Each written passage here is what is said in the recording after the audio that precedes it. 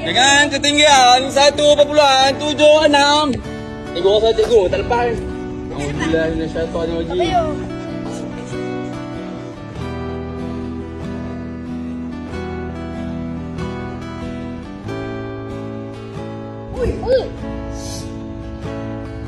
Dipanggil run up. Di sana kat sini tengok. Ni.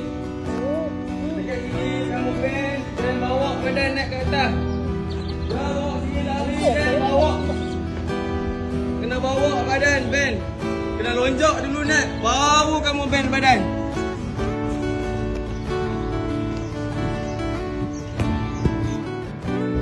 Sampai kat sini bawa.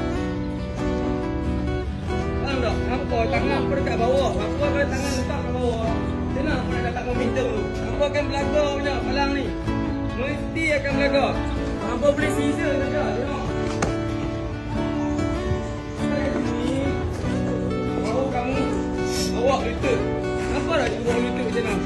Bawa lutut dengan tangan. Sampai kat sini. Bawa.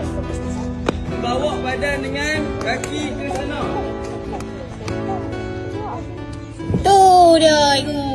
Boleh je, senang je berlepas tinggi. Kita akan ada dua phase. Satu pecutan, kedua lonjakan. Daripada pecutan tu lah kamu nak bawa ke lonjakan.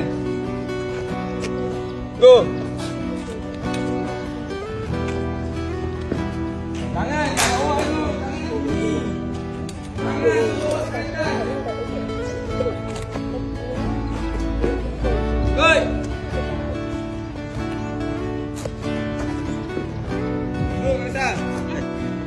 Laju.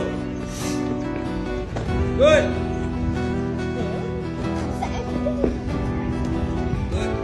Baik.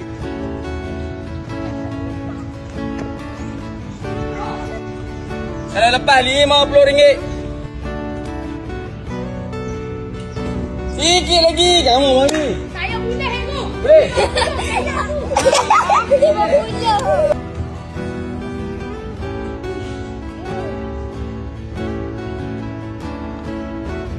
Boleh Muhammad.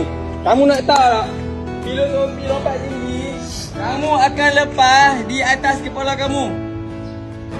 Palang tu atas kepala kamu pun kamu boleh lepas lagi. World record 2.45. Ketinggian 2.45.